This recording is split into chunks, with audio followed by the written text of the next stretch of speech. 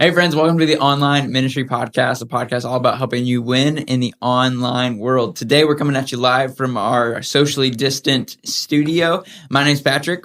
And my name's Tyler. And my name's Megan. And we are three pastors of Church Anywhere, a completely online digital church. Today, we're going to be talking about a couple things. We're going to be talking about where we've been in the last couple of weeks. And then we're also going to try and tackle a new philosophy on online ministry, which we're calling the Online Missionary, going to different social media platforms and trying to be a missionary to those platforms. So I'm going to throw it over to the table to Tyler to talk about where we've been. Yeah, I'm really pumped to have Megan on our podcast today. I'm excited to be here too. Yeah, so she is our digital engagement pastor, and that is what? I threw it for a loop. You did here. throw me for a loop. I thought that's what I was going to say. That is, I engage with people online. So whether it's praying with people or working with them through different classes that we offer sometimes, I just connect with them through that. Yeah. Sweet. So for those of you who have been watching us, her husband Ty runs our care team. And so we have husband and wife duo, and they are the bomb. So I'm excited to have her on the podcast today.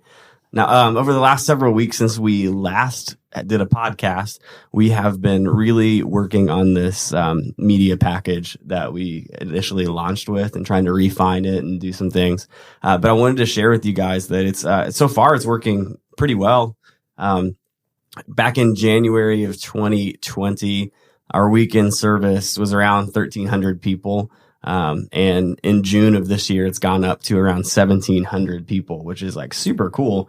I think a big part of that was we shifted the brand of our social media accounts and YouTube channel to Church Anywhere, which is a whole lot more marketable than First Capital Christian Church, specifically to online. Like First Capital means a lot to the people here in Corydon, Indiana. It just is not as easy to resonate with online. So I think that was a big part of the increase in attendance. But the things that I'm really, really excited about are we launched Jesus Anywhere and Parenting Anywhere. If you don't know what those are, go back to our other podcasts and you can learn about that strategy. But of course, like and follow them on Facebook and Instagram. Yes. Right? For sure. Like and follow them on Facebook and Instagram. For those of you guys who don't know, like the way our studio is set up, Patrick is literally just like 10 feet away from us. I think you can actually see my reflection in the picture behind him. But so we can see each other and talk to each other. You guys just can't see us. So if there's like a phantom voice coming from Patrick, it's not that he's not just creeping on us or anything. Jesus Anywhere and Parenting Anywhere, though, have seen like this crazy growth of like 400 or 500 people liking them on a almost like weekly basis. Yeah, for sure. And so we've been able to see a lot of parents engage with Parenting Anywhere and a lot of people in general engage with Jesus Anywhere, which has been really cool. We also started some Bible studies online on a weekly basis. We started them on a weekly basis after much debate because people don't want to sign up for 10-week classes. Shocking. Online, they don't want to sign up for more than a week. Crazy. But we have seen success with that. Each week it's grown. So we're getting like 30 to 40 people going through the word together on a daily basis every single week, which is awesome. And we started 2 microsites. Yeah. If I had a confetti popper, I don't have. We didn't plan. Yeah. So our goal back when we, I think 2017 is when we said this to the congregation was we wanted 20 microsites by 2020, and we did it. Well, we launched 20. We only have 18 running right now. Yeah. There's something else going on though. Yeah. It's called a global pandemic. And those don't count the house watch parties either. So I guess technically it's over 20. But we were really excited to have trained up 20 leaders, found 20 locations and all that good stuff.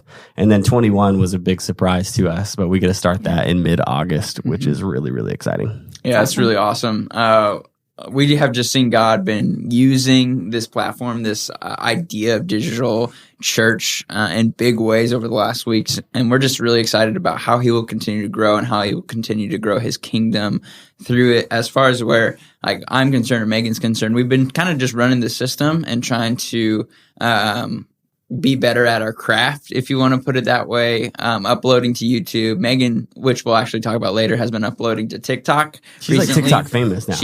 don't know about literally that, gotten but- big on it, and it's exciting to see. It's I don't even know how to feel about it. It's incredible.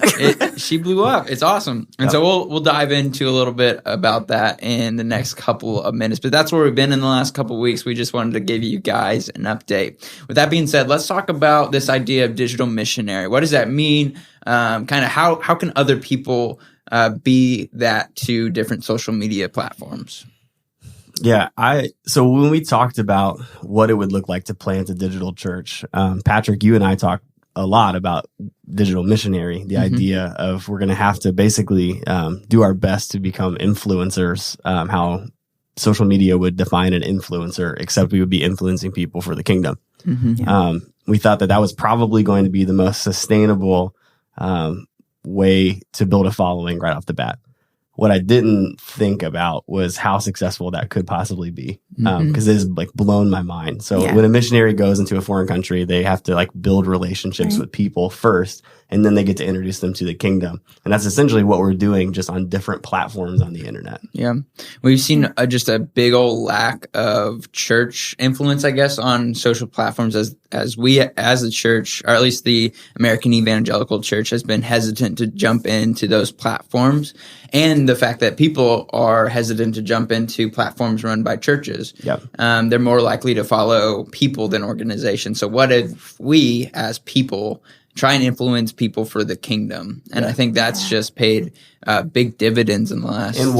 What if our content wasn't marketing the church, but it was building relationships, building community, and then influencing people for the kingdom? Right. So like if you remember, I think our first episode, we talked about these funnels. The social media influencer, the digital missionary idea is at the very, very top of this funnel. But even in like the 3 or 4 weeks we've seen it, we've both got to pray with several families. So cool. Like a guy from the Philippines is going through a Bible study with me right now, just because he saw the top of the funnel stuff with the social media influencer, the digital missionary, and then we funneled them down to community. So it's really cool to see the strategy actually working, because everything so far has been just like a hypothesis. So Right. Yeah, it's just kind of up in the air. Yeah, pretty cool stuff. So Megan, you're like the only person that I've ever met that is doing ministry on TikTok. I mean, it wasn't like initially that way. Yeah. So definitely happened by chance. Tell us how this happened. So honestly, I went on and started creating content just for me, just to be a creative outlet and just to do fun, just to kind of relieve stress. So I started with that, and I had a couple videos kind of, go a little bit bigger. And so go a little bit bigger by. Yeah, what does that mean? Yeah, July 5th. I've got it right in front of me. So go back and watch. We have a health engagement score sheet. So we track everything. And on July 5th, Megan had 239,000 views. Incredible. And it's went up since then. It's like 270 something now. It's crazy. And that's just on one. Crazy. Yeah. That's just on one TikTok. And it's like 11 seconds long. And then you look at it and they've watched it for like 45 hours. And I'm like, That what? is crazy. I'm like, this is insane. That's how. So you guys went to Gatlinburg. We did. Yeah. We went on vacation And got out all in of the this blew mountains. up while you were on vacation. While I was there, had no service. I come back and see like what just happened. Her husband Ty sent me a video of it was a 30-second clip of her inbox on TikTok, and in 30 seconds it like quadrupled on the amount of comments or like direct messages or whatever. Any of those things. Yeah, yeah, so and cool. that's not on every video. Not everyone blows up like that, but it was really cool to see that, and so to take that to grow followers and just to get people on, like you were saying, Tyler, like getting people onto your account so that they start seeing those things that are maybe more serious, or maybe the things that you want to like have times to pray with them or anything like that. Yeah. So I want you guys to hear, this is not like, the strategy is not get TikTok famous. The strategy is to use that platform to funnel them into like discipleship roles. So Megan has already started doing that. Yeah. Let's talk about your blog that you started and how you're using TikTok to get people to this blog. Yeah. So actually, originally, I was going to write the blog first. And then we came up with this idea of doing videos on TikTok too. So I've kind of combined them in together, where I did a video about my first blog post to get people connected to it. So I have it in my bio and connected with our Parenting Anywhere as well. So it's pushing people to both those things, which is cool to see. And I deal with like anxiety or different things that I personally deal with. I talk about those on my TikTok videos or on the blog as well. So it kind of, they correlate with each other. Yeah. So this like 11-second video could be about, like, I know one of them was you put your glasses in front of the camera, that's and the big one. Like, people got to see like what you see, right? And so you could use that as a way to bring them to a blog that expands on that idea, right? Yeah, exactly. Which is so cool because then they're on our website. So the blog is hosted on the Church Anywhere website, which is filled with a bunch of other resources. So, and Megan, you put those together as well. So. The possibilities are endless. If you do a vlog on mental health or anxiety, or do a TikTok video on mental health and anxiety that leads to a blog about that on a website filled with resources and ways to connect with a pastor, it's crazy. So you've been able to like actually connect one-on-one with people on TikTok and Instagram stories because of this. Let's talk about that for a minute. Okay. So first time I put out a video about anxiety and God's presence and how those kind of correlate with each other. And I had one person message me and write and say, can you pray with me? Like I'm dealing with these things. And I was like, absolutely. Because I said at the end of it, I tagged it with, if you deal with anxiety, like, let me know. I want to pray with you. And so I had a couple people contact me through that, whether in the comments or through a direct message. And then from then on, I've done, one about prayer just in general and had multiple people. And then I just did one the other day and got 2 more people that I got to pray with, which was amazing. So now I think the total is like 10. So like on TikTok or Instagram stories, like not in like a week and a half. Yeah, you would never imagine that that's where it would lead to, but that's been really cool to kind of do that. And so I've kept track of all of them and all their names that I have or their handles. And I've been writing them on my whiteboard in my office so that I can continue to pray with, for them through this and hopefully connect back with them to see how things were going or whatever it may be. Yeah. I think that's an important part of our strategy as well, is we have started this prayer team, which has been super cool to see how that's formed. And I've got to be more firsthand than you guys have on that. But like we have people all the way from England to Canada to West Virginia to Florida and all the way out in California that are all on one prayer team. And Megan, you and I and Patrick are literally just sending the names of people that we've connected with via YouTube or TikTok or Instagram or whatever. And they are committed to pray for them every single day of the week. So like eventually, you might get a chance to not just pray with this person, but introduce them to Jesus. And you can tell them like, hey, 6 months ago when you first prayed with me, I've had people praying for you every single week since then, which is, it gives me cold chills. Cool. Yeah. It's amazing. It's so cool, especially like when I think a lot of the issue, not the issue, I guess, but a lot of the hindrances or pushback from other church leaders would be like, this isn't real ministry. Like this is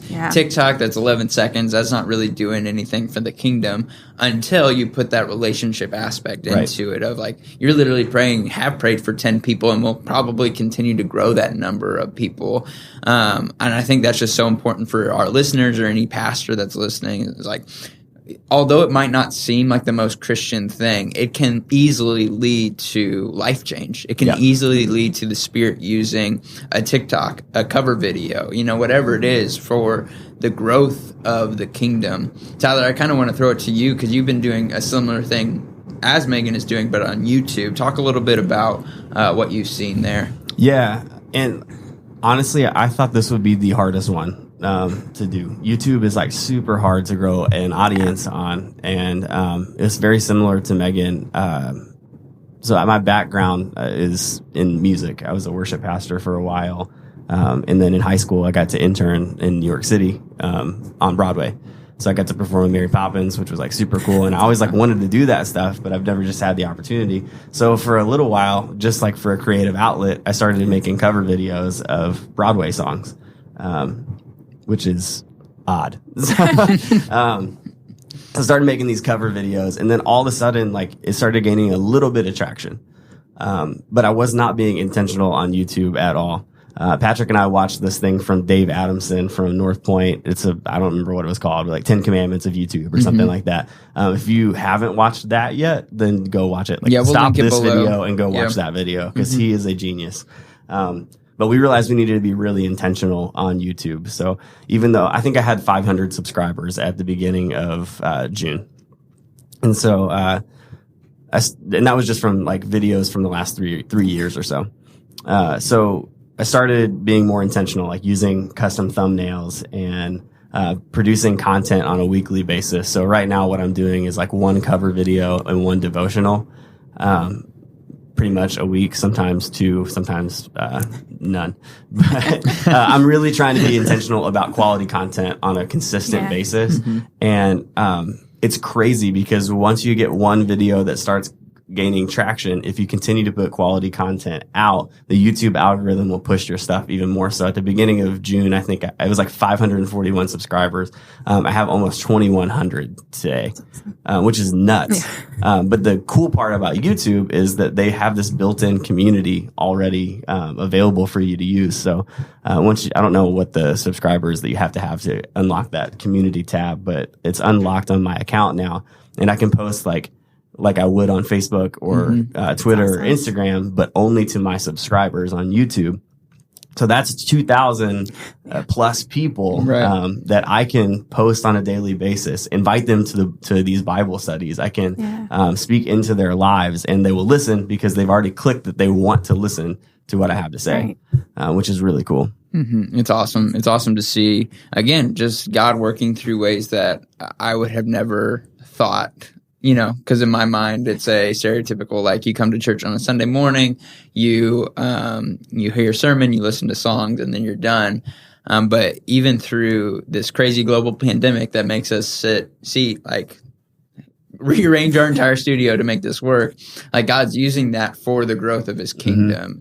It might be in ways that we never thought. It might be in ways that we never imagined, but truly through things like cover videos and things like TikTok, God can, and the Spirit can move in big ways. I just think it's amazing. I've got a quick story to share. This happened last night, and I haven't even told either one of you yet, so this will be the first time you hear it. But I think I told you guys about a guy I went to high school with who had posted on Facebook something along the lines of, if Christians are going to be in heaven, then I don't want to be there. And it broke my heart because I grew up with this guy, and that's like a terrible commentary on where we are as a society.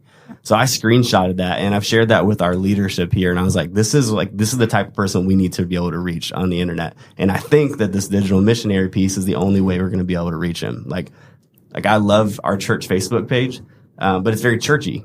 For the most part, it's very churchy. And I don't think this guy's interested in that.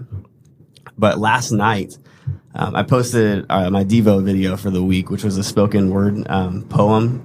And wow, it's like super raining outside. If you hear something, that's just the next flood coming. Holy cow, is it raining? Yeah, we've been building an ark right out in the back. So yeah, come to church anywhere if you guys need an ark. So this guy messages me last night after I posted the spoken word Devo. He commented on the video first, and he was like, man, I need you to know that I've been struggling with my faith for years, but your videos and your church's videos have been really impacting me recently. That's awesome. And I was like, man, that's awesome. Like I've been praying for you specifically. He had no idea that I had screenshotted this post that he had made. And so he private messaged me like an hour later or so. And I shared this, I think, last night at a recording with Megan, this part of it. But he had been in prison for 7 years after we got out of high school. I didn't even know any of this stuff. And he had given his life to Christ in prison, but had been really struggling since he got out. And he just wanted to let me know that what we were doing was making an impact on his life. And that's like the biggest God affirming what we're trying to do moment I've had so far. So like take the microsites out of it and everything like that. Like this guy, I pinpointed on a screenshot of this is the type of person that I hope God uses this to reach. And then to get that message was incredible. Just absolutely incredible story right there. I mean, that's really why we're doing this, to get him down the funnel and to get him to have life change happen. Tyler, Megan, I want to ask for someone who's wondering, like, how do I even get into this world? How do I even get started? What are some tips on how to become a digital missionary? Go to vacation in Gatlinburg. Go to vacation and don't play with that. I don't know. For me, like, I think the biggest thing, especially on TikTok, like to get started is to do those like fun videos, do those ones that are going to be those like soft touches that are getting people onto your page so that they start to follow you, because they're going to, people will do that more often. And then add that content that's like a little more serious or talks about, real life situations. At least that's what I've found to work the best, because then they already trust you when you start to post things like that. So then they're like, oh, I'll take a listen to it. Mm-hmm. Rather than if that's the first thing that they see, they might put that wall up. Yeah. It becomes like ultra preachy at that point. Right. Yeah. Yeah, I would echo that for sure. Also, there's like a million things that you can do to get people interested in stuff. So whatever you like to do, like if you like going out on walks and talking about nature, do that on a camera, because somebody else probably likes that There's too. bird watchers on TikTok. Right. And they're huge. Like take whatever talents and skills that God has blessed you with and then do it. Like that's, I don't know how else to say it. So, I like music. So I make music and I like to talk in front of people. So I talk in front of people. I don't like to talk in front of people, but this has really pushed me out of my comfort zone doing things like this in little videos. So it's been a huge thing for me. Yeah. Patrick, you're playing video games. Yep. Yeah. Yeah, I mean, it's really just about, hold on, I'm also running the switcher this morning, so it's first time. It's a new thing for me. Yeah, as far as I haven't really spoken up a lot about like digital missionary stuff, but it's really been impactful to see like connections of connections be impacted by, I'm doing devos and vlogs and gaming videos. And really, I want to just, again, say what Tyler said, like just do what you want to do, like do what you're passionate about, what you're good at. And then invest some money in some good equipment, and then you're there. You have a niche or niche? Nishka. I definitely know that one's not it. You have an I'm going to say niche, a niche there that people are, what else are they doing right now other than trying to be entertained by anything? Beyond pandemic though, what are they doing like in their lives in general? Like we looked it up last week. It was like 80 billion hours or something like that of YouTube videos ridiculous. Watched in a year. Like it's insane. It's absolutely insane. I would just, for those of you who have started maybe already, I would just encourage you to keep going, especially with you. We've only talked about YouTube and TikTok so far, but really it's just that consistent, constant quality like Tyler talked about. Just keep on going. You don't know who you're reaching. You don't know how that video is going to be watched 5 years down the road, 7 years down the road. Just some amazing things that God can use for his kingdom.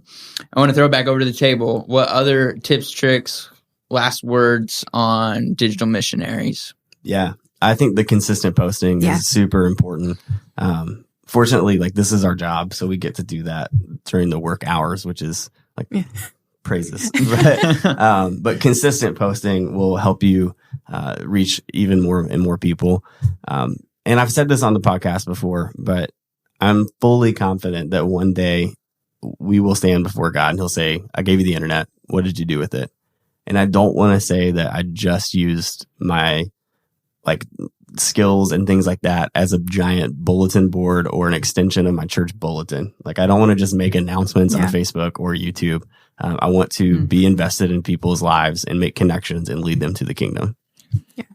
I mean, I would just piggyback on that. Like that's exactly the same thing. And I mean, if you do TikTok, your videos, it's not like a chronological order. So they could be seen at any time. So you could have a video that somebody's liked from 5 months ago come up. So you never know like when that could actually reach somebody. It's always a chance that it could at different times. Mm-hmm. Good. That's awesome, guys. Thank you so much. And I would want to just say to you guys, just get started wherever you are, whatever platform that you're interested to get started that way. We talked about YouTube and TikTok. Those are probably the biggest two right now, but there's Instagram, there's Facebook, there's Twitch streaming if you're into that sort of stuff. There's just so many platforms with so many people that that need to hear the good news of the gospel. If there's ever a time where Jesus's words of the harvest is plentiful, can be taken to, it's the digital world. It's online. It's the internet. And so just get started on one and see what happens. See how God uses you. If you have any questions, we would love to help. We want to be a resource for you. Please reach out to us. And if you know of any pastors who could use this information, please share it on with them. With that being said, we're going to sign off for this morning. Again, my name is Patrick. And my name is Tyler. And I'm Megan. And thank you guys so much for watching.